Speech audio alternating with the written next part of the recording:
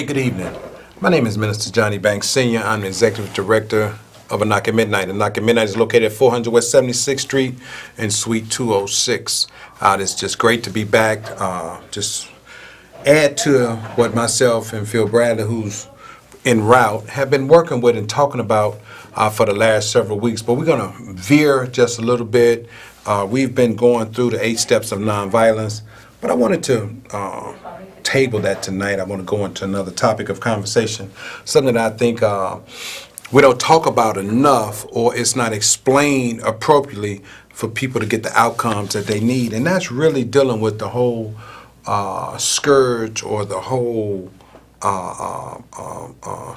issue of substance abuse and how it is playing out in our communities.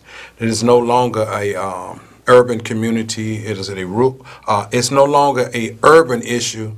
It's a rural issue. It's a multicultural issue. It's a multicolor issue. In many states and cities, legalization has arrived. Marijuana dispensaries are on the way. Things are about to change as we know it, but the understanding and the designation of what alcohol and drugs are doing to our communities is really unbelievable. But if we take it a step further and go to the bigger picture, not necessarily focus on alcohol and drugs, which are major problems, and they will always continue to be major problems without it being obliterated from our lives and just absolutely taken out, treated as what it is. But dealing with the issues of addiction by its very nature, and what we're seeing in our communities is people are addicted to a myriad of things that's causing problems across the board, where it is actually shrinking and evaporating the moral standard and the moral fabric of our people, the moral standards of communities, the moral realities that have been put in place for years when people deal with right and wrong, what's just and what is unjust. When it comes to addiction, and there are so many types of addiction, so to speak, and we're gonna deal with a few of those addictions because we are in a world now where addiction to pleasure, whether that's pleasure of gambling, whether that's pleasure of sex, whether that's pleasure of using alcohol and drugs, whether that's pleasure of shopping, whether that's pleasures of looks, whether that's pleasure of clothes, you just put all of those things under pleasure. And then when you bring drugs and you bring alcohol into that mix, it just makes it get considerably worse. And so that's one of the things we face with is how do we deal with the whole thing of addiction? How do we really take a good look at it? Because we have to take a good look at it.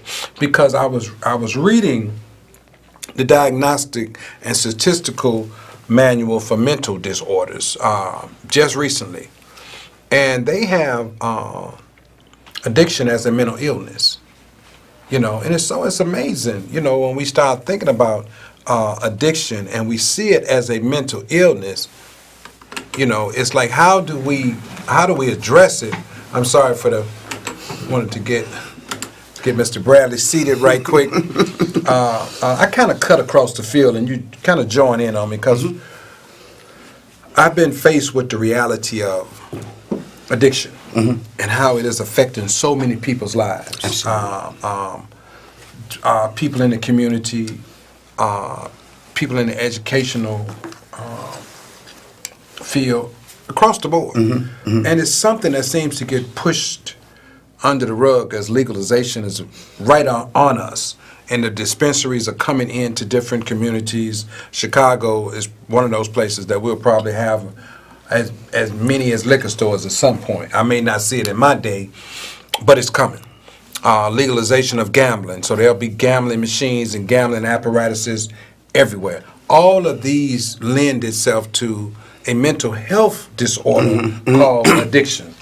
And we really got to open that up for discussion because everybody, and to me, and I could be wrong, I don't believe anybody is without an addiction. Of some shape, form, or fashion.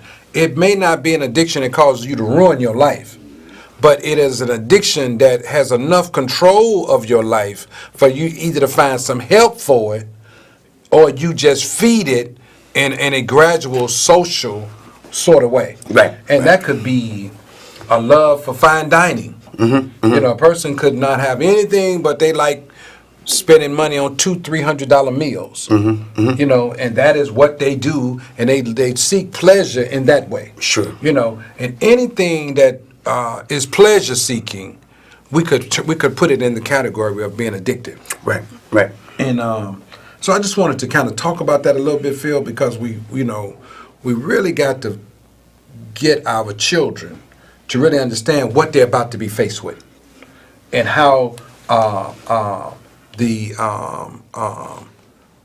theological or the church community looks at it just from the standpoint of temptation.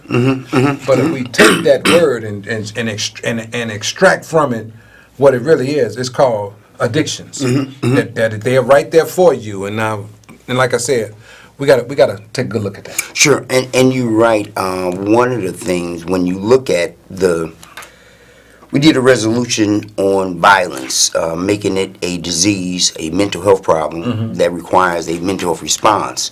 That did not get reported. What got reported was the legalization of marijuana and the legalization of gambling. And you say, well, we see that violence is taking over everything, but no, but look at these other habits we have. Absolutely. That won't let us address that feed into this. That won't let us address the issue of violence. Absolutely. See, they sedate us with some other habits, and violence is now a habit. It's a habit for people. It's everyone's habit. We are all involved in it. We know the statistics. We try not to be the victim. We don't want to be in the situation, have to be the perpetrator, and it's all over the place. Right. It's all over the place, big and small. And so you're absolutely right. And we have an addiction to violence. We really do. We watch it on television. We talk about it.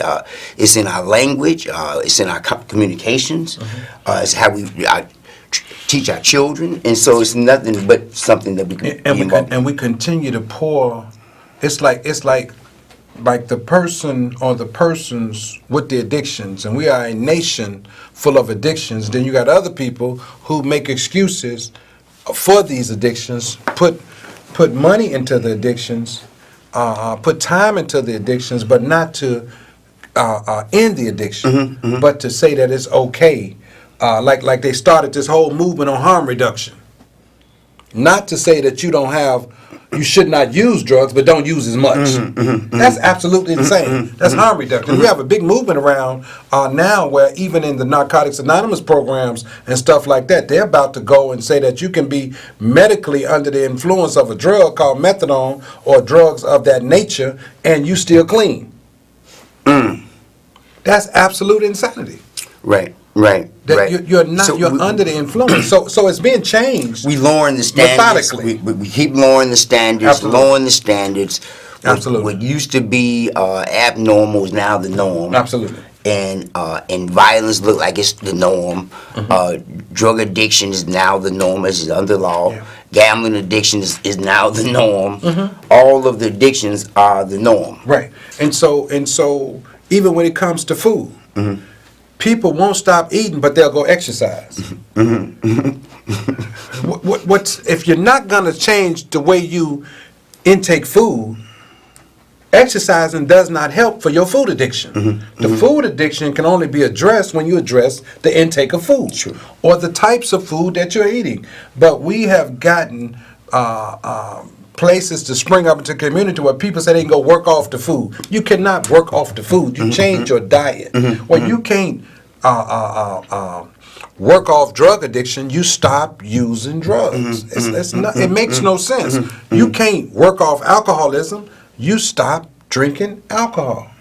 You can't reduce the intake of cigarettes. You stop smoking. Right. So it's a struggle that we're having, and the reason I'm bringing this up is because if we focus on addiction, now we have all kinds social media. people are addicted to social media. You got people who can barely spell a word addicted to social media. All just you can't. You go to most places we go now. The phones. You go in a restaurant. 50% of the people in the restaurant are on the phone without talking to the person across from them. And just so you know, they just did a report that the data's in that all the technology that our young people are using is retarding their development. Absolutely. And, Absolutely. Newsflash: minimize your children's interaction Right. with technology. They are stunning their development. Okay. Let me show you what I mean. We at a knock at midnight, and a knock at midnight, we do a lot of work with children. We just purchased a 3D printer for STEM lessons for students. So we're going to start with 5th graders, 6th graders, and start teaching them how this technology really works and how that you can create goods and services and products with the right tools around technology, that your phone cannot produce this. So we keep giving our children the least of the technology, expecting the most out of them. That's called addiction. Right. Well, they turn them into toys and not tools. Absolutely. And we keep giving our children tools and not toys And not the tools they need. This 3D printer will produce any product that you tell it to produce. If you can do the blueprint and set it up, that thing will give you a prototype of whatever it is you want to see, then you can send it and have it mass produced. If you can create the prototype of something, people will mass produce it for a fraction of the cost. But if they have to do the prototype and produce it and lay it out for you, it exponentially increases things. So here's my point. They give us drugs. Drug use exponentially increases medical care. Drug use exponentially increases incarceration. You see what I'm saying? So what we're given that's of a negative connotation increases our ability to live and enjoy life as we should. Because we won't go in and just deal with our addictions, the pursuit of pleasure at the expense of freedom. So people are losing the ability to be free to make decisions about where they go, what they do, and why they do it, because addiction is impeding their progress. And we really got to focus on that, because we're losing this. We're not losing opportunity. We're losing to addiction. You know, we got this. So if you look at addiction, going to school, we got many children now who don't believe they need to go to school. And you ask them a question, why? Why don't you think, well, they can't teach me anything? Where do you get that from? And the more questions you ask, the more you learn that they have behaviors that's associated with addiction, that they cannot be a part of a normal civilized activity because of their addictive behavior. And that could be sexuality, that could be drug use, that could be the need to look a certain way. And so we got it all around us. We got hundreds and thousands of dollars that are spent every year just around people coming from jail, people coming from over on 26th Street that have these issues that are only put under arrest. They never get the treatment or the services they need, or the person does not take them serious. You know, so we're struggling. You know, my name is Minister Johnny Banks, and I have with me Phil Bradley. I'm the CEO of A Knock at Midnight, and Phil is the CEO of Nonviolence Works. This is our 7th or 8th week where we've been on the show. We've been talking a lot about the steps of nonviolence, but it's just been brought to my attention that we really need to start to really recalibrate this conversation. Don't let it die. Right. But even in the spirit of that, this week is also step 7. Dealing with confrontation. How do we confront this problem? The question is, who have observed this addiction dynamic? Anybody have you seen it? Have you witnessed it? What questions have you asked when you see it?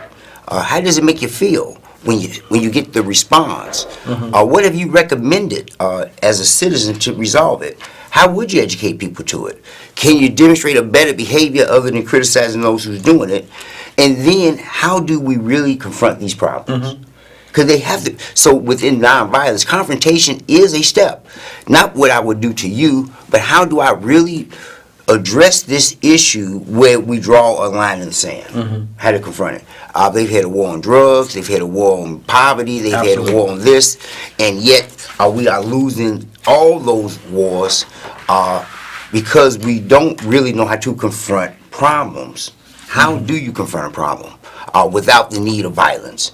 And so every time they do any of these wars, violence is always the underpinning or part of the apparatus, but yet the problem goes totally unaddressed. Okay, well, let me ask you a question. How does violence and addiction merge? What's the merging of that? Well, but if we use the theological definition, to be unaware or to be aware and disregard your value and the value of another, that's violence. Well, addiction be the same way. Okay. Either person's unaware of themselves or they totally aware and they just disregard their own divinity. Okay, I can see that because our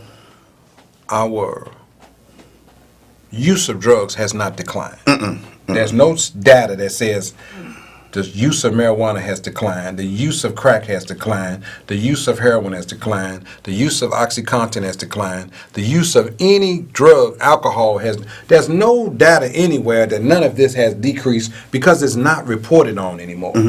We see the vaping, the vaping, the new drug that they thought was the holy grail is actually now killing people. You know, so we see that the uptick of codeine-based syrups that's raised to raise itself, and people are becoming addicted to drinking this stuff, and they're putting it with different types of pills and creating cocktails that are a narcotic base. We see how many pharmaceutical companies are paying enormous amounts of money because of their diligence in addicting the nation.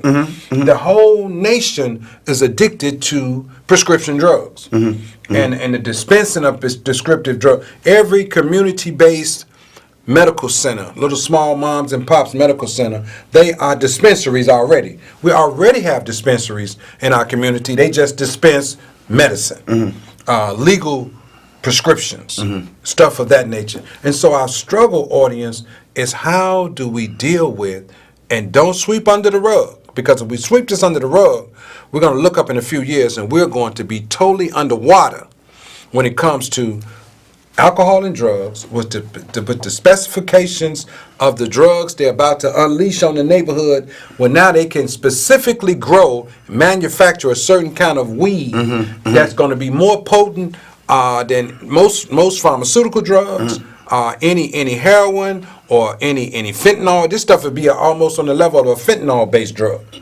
because they can concentrate what it does. Then they can sell it in different strains, different flavors. It's insanity at its highest level. And we voted it in. We said it was okay. And nobody's saying anything, and there's not going to be a significant change in the special. I can only speak for the African American community. There's not going to be a significant change in the African American community because of its conditions, or its school systems, or its resources, or its revenue is not going to change because the dispensary came in. That's right. That's right. It's not going to change. Well, it's no different than how they voted in lottery for the purpose of funding education, of which never happened. Then they bring in this to fund this, and it's not going to happen. Right. They're going to bring this in to fund this, and you look up, it's just one more addiction, one more money going out the community, no money coming back into the community, Right. And that's what addiction looks like. And we can't, we like to blame people. We can only blame the people that voted. We can't blame the people that said, okay, you're one of you. I said I was going to do this. You voted for me to do it. You said, okay, man, do what you do. Now we're going to try to blame the person that's actually going to do it because of our ignorance. And the Bible says, no, I dare not leave you ignorant. And now we have been left ignorant one more time. And this thing, Phil, it's about to raise its ugly head. And when we see it, we're not going to know what hit us. We're not going to know what hit us. And it's scary because addiction, whether it's there's things called process addictions. It says that they have a characteristic chain of symptoms. So you can tell when something has an addiction because there's certain things that it does and it does not change. If you have anything in your life that impacts your ability to financially take care of yourself, if you have something in your life that deters you or turns you away from caring for those people that you are responsible for, if you have anything in your life that causes you to get it when you feel bad or when you want to feel better, any of those things start showing up in rows, that's addiction. You know, when people don't know why they're in the mall, they just in the mall. You know, so they have processes where they get up, leave home, get in their car, start it up, go to the mall, buy something, take it home, put it in the closet. Next week they take it out the closet, go back to the mall, exchange it. All of this is addictive behavior. They had no intention of wearing what they bought. They don't even know why they was there. Well, that's around a process, and so we never really examined the process. But now we can see the process and how it has taken effect in not only black communities but all colors of communities. And we're not saying anything. They stopped talking about what was the drug. It's right on the tip of my tongue, but a lot of people were smoking it, crystal meth. They still smoking crystal meth. Nobody said anything. Right. You know, the pills and the Percocets and the OxyContins and all those strong pharmaceuticals. They still being imbibed. They're still being sold, but nobody's talking about it. You know, the selling of alcohol to minors in our community is still going on, but nobody's talking about it. The selling of cigarettes to minors every day. We focus on the guy on the corner that's selling loose cigarettes, not the stores that's selling it directly to the minors. Because many stores sell loose cigarettes to minors. Right. Many stores sell alcohol to teenagers. But nothing is getting addressed because we've taken one addiction, violence, and it has leapfrogged all of the rest of them. But all of these things pour into the violence. Right. And they all call other forms of premature death. Absolutely. So our struggle is how do we put this stuff in a categorize it of the areas of importance? And we ask ourselves this question: is drug addiction less of important than violence? We really got to sit down and think this through. Which one of these issues, if we tackle it and defeat it, the other ones go away? Sure. If you take the guns away, the violence ain't go. I mean, if you take the violence away, the drug addiction is going to increase. Period. Right. Because a lot of it pours into each other. So we act like drugs don't pour into all this violence, and it does. It absolutely does. And many of the shootings are due to petty crime. Yes. Guys didn't pay their drug bill, got shot in the hand, got shot in the butt. Don't want to tell the cops who was the assailant because he was a collaborator in the crime of some degree. Many people. And you can, in audience, let me precursor what I'm finna say, because you can only know this if you've done it. If you haven't done it, you wouldn't have a clue about what I'm finna say. Many people with drug problems will get a $10 bag of drugs on credit and wind up paying $30, $40 for it. Right. And when you finally get what your resources in, the guy is standing there to get his $300 for $30, $40 worth of drugs. So that means all of the economics. And if you don't get it, you got a whooping, a beating, or a killing. And all this part of the violence. All this is part of the violence. And we act like these two things don't go together. Right, sure. Now, that's just one example. But there's many more examples. And so we can't continue to act like it's just a gun. Right. The boyfriend that's high, that can't stand hearing the baby cry because he's high and beat the baby to death. And then turn around and do something to the mother. Right. Or the mother who's nodded out. Right. And so we got all of these issues, and we really got to focus on it. And I'm going to be pushing from this point forward that people have the right to treatment, and people have the right to get better, and that those people we had something happen recently where people that had certain drug crimes was let out of jail. Why would you let them out of jail and not make sure they get the services they need not to go back? They went in for drug. They have a problem, a mental health problem, and we got to tell it like it is. It is a mental health problem. Their thinking is what caused them to get into what they was getting into. They couldn't. They thought their way in, but they couldn't think their way out. That's a mental health issue, and the drugs became medicine. And so our struggle is, how do we ascertain, not an audience, because we don't need an audience, but a push that substance abuse is still a major problem. Addiction is a major problem. It's not major. And we have to take an approach to it that's just as serious as guns, that's just as serious as any of the other social ills that's decimating our communities. You know, audience, this time goes fast. It goes so fast. You look up, you know, it's time for us to get out of here. But I just want to leave you with just knowing that addiction is a process.